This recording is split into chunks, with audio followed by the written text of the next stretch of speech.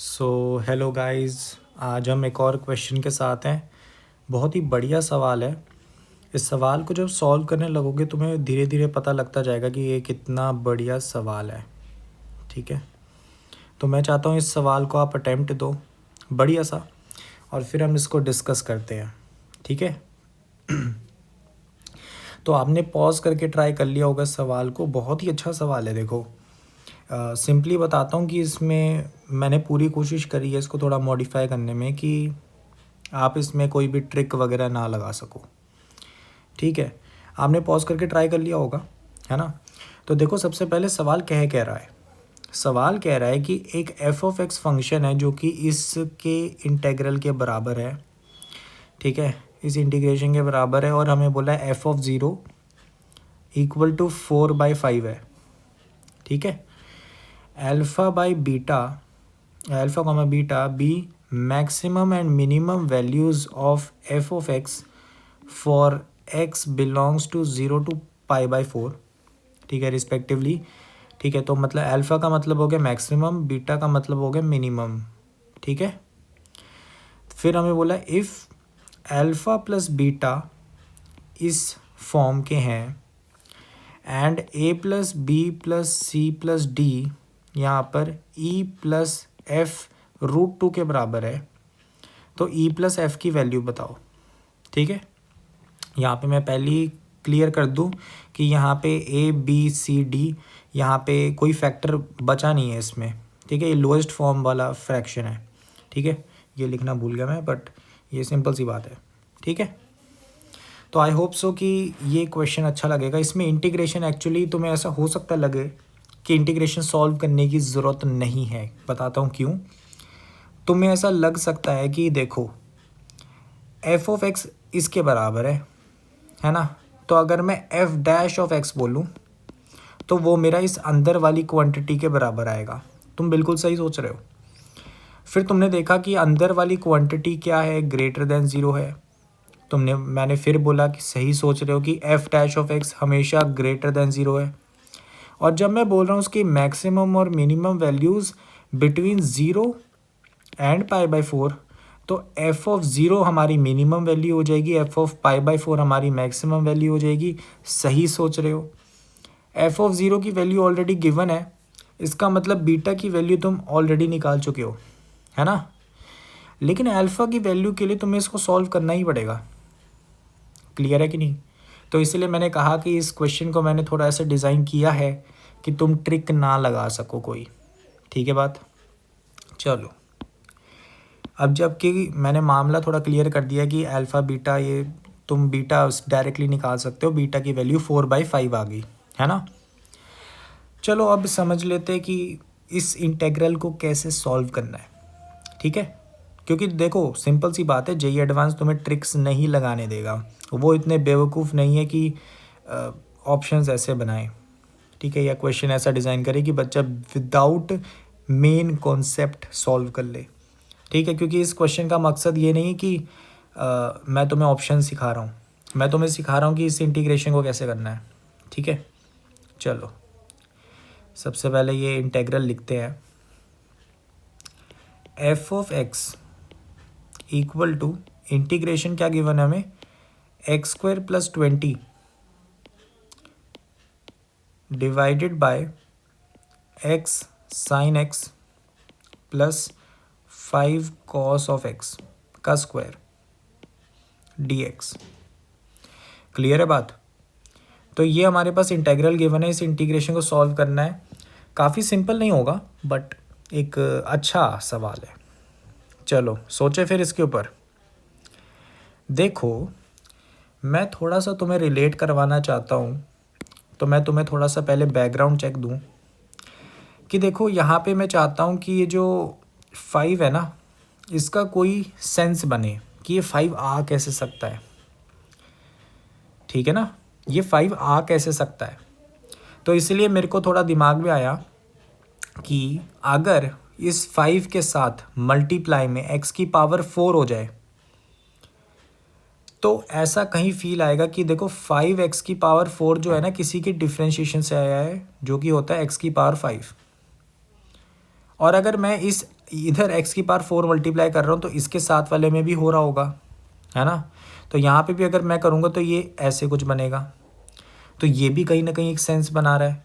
तो इधर से हमारे पास हिंट आया कि मुझे एक्स की पावर 4 मल्टीप्लाई करना चाहिए, है ना। तो यहाँ से मेरे पास क्या हिंट आया कि एक्स की पावर यहाँ पे, क्योंकि अंदर जाके स्क्वायर हो रहा है ना, तो सिंपल सी बात है कि मैं 8 रखूँगा यहाँ पे, एक्स की पावर 8। ठीक है बात कि नहीं, क्लियर है। तो यहाँ से मेरे पास आएगी एक्स की पावर 8 मल्टीप्लाई और डिवाइड कर दिया मैंने, हिंट आपको बता दिया मैंने कैसे ढूंढा है। अब ये एक्स की पावर 8 अंदर जाएगा और देखो क्या बना, ऊपर तो बन गया कि एक्स की पावर 10 प्लस 20 एक्स की पावर 8 डिवाइडेड बाय, यहाँ पे अपने पास क्या आ गया, एक्स की power 5 sine X plus 5 X की पावर 4 कॉस ऑफ एक्स की पावर स्क्वायर। यहाँ पे तुम्हें एक और अच्छी बात दिख रही होगी कि ये 5 और इस 4 का फिर से डिफ्रेंशिएशन कर दो। अगर मान लो इस वाली टर्म का फिर से डिफ्रेंशिएशन हो तो 4 नीचे आएगा एक वक्त में, तो है ना, और 20 बनेगा, ऊपर भी 20 है, तो कहीं ना कहीं एक फ़ायदा दिख रहा है मुझे। अच्छा, तो इस स्टेप पे मुझे बस एक चीज़ दिख रही है कि हम बस एक ही चीज़ कर सकते हैं कि डिनोमिनेटर में स्क्वायर के अंदर वाली जो टर्म है उसको टी पुट कर देते हैं। तो मैंने क्या किया, मैंने बोला पुट कर दो, put T equal to X की power 5 sine X plus 5 X की पावर 4 कॉस ऑफ एक्स। ठीक है बात।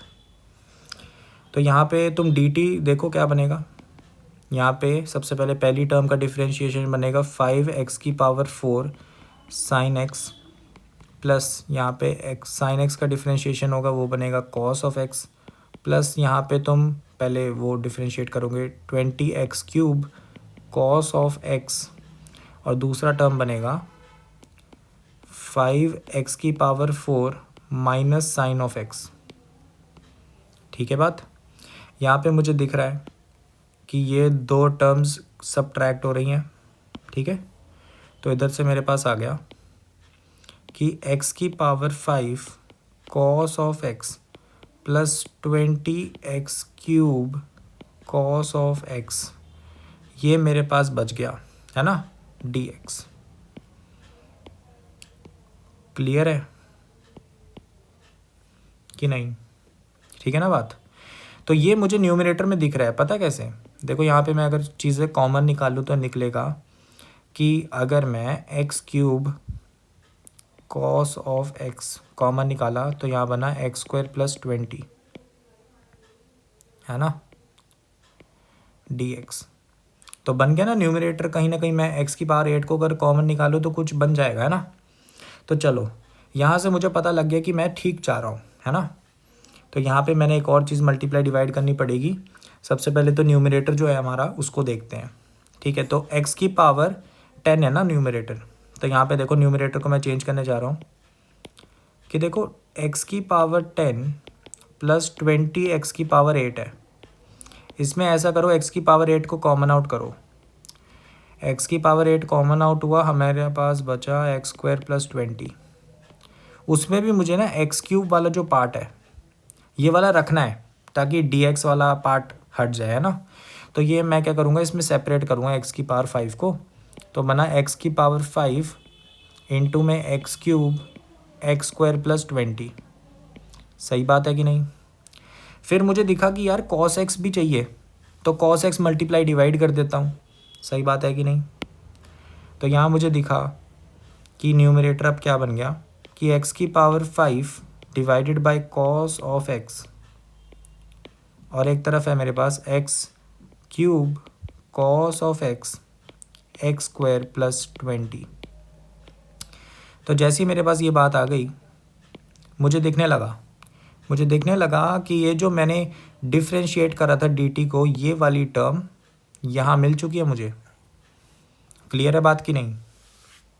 ठीक है, तो मैंने यहाँ पर देखा ये चीज़ मुझे मिल चुकी है, तो इंटीग्रेशन को अब हम क्या करेंगे, चेंज करेंगे। तो इंटीग्रेशन हमारी क्या बन गई, कि न्यूमरेटर को मैंने ऐसे लिख दिया जैसे ये ब्लू में लिखा है ना, तो क्या बना कि देखो x की पावर 5, इसको cos x को डिनोमिनेटर की जगह मैं सीकेंट लिख देता हूँ ना, x की पावर 5 सीकेंट x, और एक तरफ है मेरे पास X cube cos of X, और साथ में है X square plus 20 D X, और डिनोमिनेटर में मेरे पास टी का स्क्वायर है जो कि हमारे पास क्या था, एक्स की power 5 sine of X plus 5 X की पावर 4 कॉस ऑफ एक्स। अब क्योंकि मुझे पता है कि ये वाले पार्ट का इंटीग्रेशन मैं जानता हूँ, इतने पार्ट का, है ना, तो मैं क्या लगा सकता हूँ, पार्शियल डिफरेंशिएशन, ठीक है, सॉरी इंटीग्रेशन बाय पार्ट्स, ठीक है, तो इंटीग्रेशन बाय पार्ट्स लगा सकता हूँ मैं। तो यहाँ पे सिंपल सी बात है कि मैं क्या समझूंगा कि भाई ऐसा करते हैं, इतने पार्ट को इंटीग्रेट करते हैं, इतने पार्ट को एज इट इज़ रखते हैं और इसका ही बाद में डिफरेंशिएशन लेंगे, है ना। तो देखो भाई, इंटीग्रेशन बाय पार्ट्स लगाऊंगा, क्या बनेगा, इंटीग्रेशन बाय पार्ट्स लगाऊंगा तो मेरे पास बनेगा कि भाई देखो एक्स की पावर 5 ऐसे ही आ गया, सीकेंट एक्स ऐसे ही आ गया, ठीक है, और यहाँ पे इंटीग्रेशन मेरे पास क्या बन गया कि नीचे मेरे पास यहाँ पे स्क्वायर है, ध्यान रखना, टी स्क्वायर है ना, डी टी है, क्लियर है बात, ये है हमारे पास माइनस। अब दूसरा पार्ट क्या आएगा कि देखो एक्स की पावर 5 सीकेंट एक्स का तुमने डिफरेंशिएशन लेना है, इसका इंटीग्रेशन करोगे, और अंदर तुम्हारे पास इंटीग्रेशन है D T divided by T square का, और बाहर डी एक्स है, क्लियर है बात। तो मतलब अंदर मैंने तुम्हें टी दिखाया है क्योंकि मैं लिखना नहीं चाहता इतना लंबा, लेकिन समझ गए ना तुम कि इंटीग्रेशन कैसे होगा ये, ठीक है, ये differentiation sorry integration by parts कर दिया मैंने। अब देखो अगले पेज पे हम क्या बनता है ये, है ना, तो देखो इंटीग्रेशन यहाँ पे क्या बना कि देखो एक्स की पावर 5 सीकेंट एक्स, यहाँ पे इंटीग्रेशन क्या बन गया -1/t, तो यहाँ पे बना एक्स की power 5 sine of X plus 5 X की पावर 4 कॉस ऑफ एक्स, ठीक है बात, क्लियर है, पहला पार्ट बन गया ये। और फिर तुम्हें दिख रहा है कि जो दूसरा पार्ट है उसमें ये माइनस साइन को मैं एडजस्ट करूँ थोड़ा सा, तो क्या बचा कि मेरे पास एक्चुअली क्या है, नीचे है एक्स की power 5 sine of X plus 5 X की पावर 4 कॉस ऑफ एक्स, और ऊपर एक मेरे पास डिफरेंशिएशन है कि एक्स की पावर 5 सीकेंट एक्स का मुझे डिफरेंशिएशन करना है डी एक्स, ठीक है बात। अब तुम्हें ऐसा लग रहा होगा कि यार ये वाला जो पार्ट है ये सॉल्व होगा कि नहीं होगा, तो टेंशन मत लो, एक बार डिफरेंशिएशन करके देखो जो ऊपर वाला है, फिर देखते हैं। देखो हमें डिफरेंशिएशन क्या करना है कि देखो एक्स की पावर 5 सीकेंट एक्स है ना, इसका हमें डिफरेंशिएशन करना है, तो कर दो। यहाँ पे क्या बना 5 एक्स की पावर 4 सीकेंट एक्स, और प्लस में तुम्हारे पास आ जाएगा एक्स की power 5 secant x tan x, और ऐसा करो अब सीकेंट एक्स और टैन एक्स को साइन एक्स कॉस एक्स में चेंज कर दो, तो तुम्हारे पास क्या बनेगा 5 एक्स की power 4 cos of X plus X की power 5 sine X divided by cos square X D X, ठीक है ना। और तुम्हें ये दिख रहा होगा कि अब ये क्वेश्चन सॉल्व हो जाएगा क्योंकि ये चीज़ अगर न्यूमरेटर में आ गई है ना, तो ये कटेगा, है ना, ये वाला पार्ट, समझे, ये वाला जो पार्ट है ये डिनोमिनेटर से कट जाएगा और सिर्फ 1/cos स्क्वायर एक्स रहेगा, क्लियर है बात। तो तुम्हें पता लगा कि ये जो इंटीग्रेशन है, ये वाली इंटीग्रेशन, लेट से जे मान लेता हूँ इसको, तो जे की वैल्यू जो है वो मेरे पास क्या आएगी, integration 1 divided by cos square X D X, और इसको इंटीग्रेट करोगे तो तुम्हारे पास इजीली tan x आने वाला है कि नहीं। तो यहाँ पे मेरे पास क्या आ गया ओवरऑल कि अगर मैं f ऑफ x की बात करूँ तो वो मेरे पास आ गया कि x की पावर 5 सीकेंट x माइनस में डिवाइडेड बाय, यहाँ पे तुम्हारे पास है x sine x plus cos of x, है ना, प्लस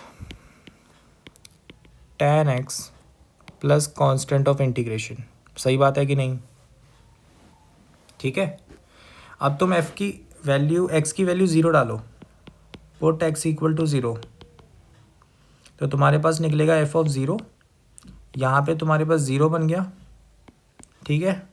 यहाँ पे भी तुम्हारे पास 0 बन गया और प्लस c आ गया। ठीक है बात कि नहीं? ठीक है। तो यहाँ पे मेरे पास आ गया कि भाई देखो f ऑफ 0 की वैल्यू तो मैंने बोला तो तुम्हारे पास 4/5 है, तो यहाँ से c की वैल्यू क्या निकल गई? 4/5। ठीक है। तो यहाँ पे हमने c की वैल्यू निकाल ली, तो f ऑफ x मैंने फंक्शन निकाल लिया यहाँ पे कि ये -x⁵ secant x divided by x की पावर, सॉरी यहाँ पे मैंने यहाँ पे गलत लिखा है, ये actually x⁵ sine of x plus 5x⁴ cos of x है। ठीक है। तो यहाँ पे x⁴ कैंसिल आउट होगा ना, तो यहाँ पे मेरे पास ये x हटेगा और यहाँ पे एक पावर हटेगी। ठीक है, ये बन गया। क्लियर है बात? तो तब भी मतलब सेम कैलकुलेशन है। ठीक है, ये 0 ही बनेगा x 0 डालने पे।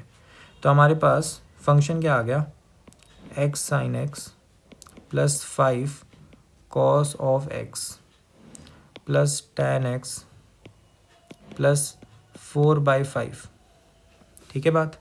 तो फंक्शन मैंने निकाल लिया है। मैंने जैसा कि आपको पहले भी बताया था कि जो f डैश ऑफ x है, वो हमेशा पॉजिटिव है। इसके लिए तुम्हें इसको वापस डिफरेंशिएट करने की ज़रूरत नहीं है। तुम अगर इंटीग्रेंड को देखोगे तो तुम्हें पता लग रहा है कि ये हमेशा एक पॉजिटिव क्वांटिटी, क्योंकि ये स्क्वायर नीचे हो रखा है, नीचे वाला पॉजिटिव, यहाँ पे x² + 20 और न्यूमिनेटर पॉजिटिव, तो ओवरऑल पॉजिटिव क्वांटिटी ही रहेगी। ठीक है। तो ये एक इंक्रीजिंग फंक्शन है, तो इसकी मिनिमम वैल्यू 0 ही होगी।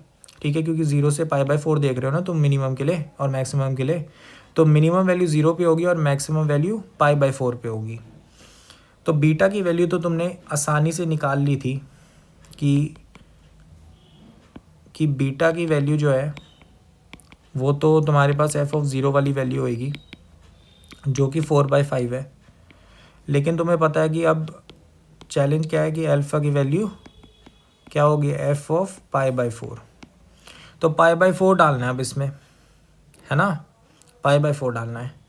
तो देखो भाई, π/4 डालो, क्या बन रहा है? कैलकुलेशन करनी पड़ेगी थोड़ी, चलो करते हैं। तो यहाँ पे मैंने क्या करा? π/4 डाला, π/4। यहाँ पे सीकेंड में π/4 डालूंगा तो क्या होगा? वैल्यू क्या आ जाएगी? π/4 तो √2 आ जाएगी ना। ठीक है बात? और यहाँ पे क्या आएगा? यहाँ पे मेरे पास आएगा, इसको नीचे लिख लेता हूँ, काफ़ी जगह खाएगा ये हमारे पास आएगा -π/4, यहाँ पे आ गया √2 डिवाइडेड बाय, यहाँ पे आ गया हमारे पास π/4, यहाँ पे हमारे पास आया साइन की वैल्यू 1/√2, कॉस की वैल्यू हमारे पास आएगी 1/√2, तो 5/√2 हो गया। ठीक है, क्लियर है? प्लस यहाँ पे ये 1 बन गया प्लस 4/5। ठीक है। तो यहाँ पे मैं देख पा रहा हूँ कि इसको अगर मैं सॉल्व करूँ, इसको सिंप्लीफाई करना पड़ेगा, तो मैं देख रहा हूँ कि यहाँ पे अगर मैं कैलकुलेशन थोड़ी सिंप्लीफाई करना चाहता हूँ तो यहाँ पे 4 मल्टीप्लाई और डिवाइड करते हैं। 4√2 ऊपर चले गया ना। ठीक है बात?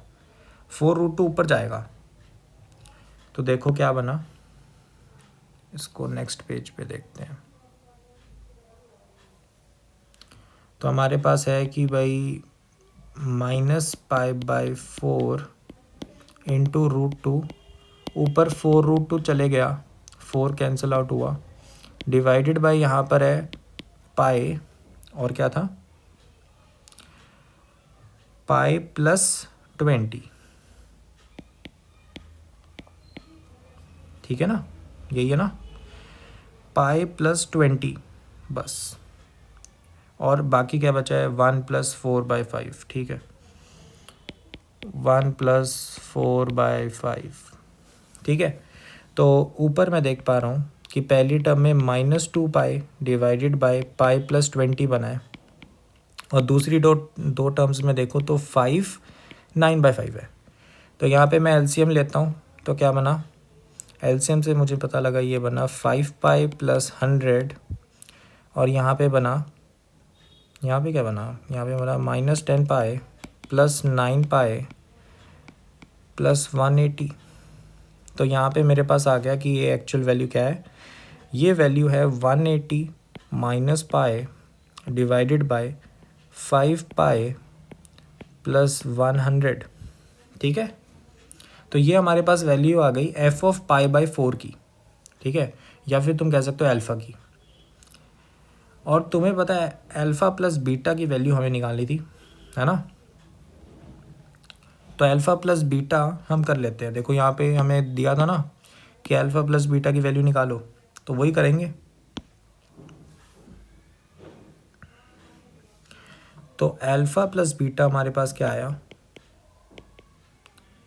180 minus pi divided by 5 pi plus 100 plus 4/5।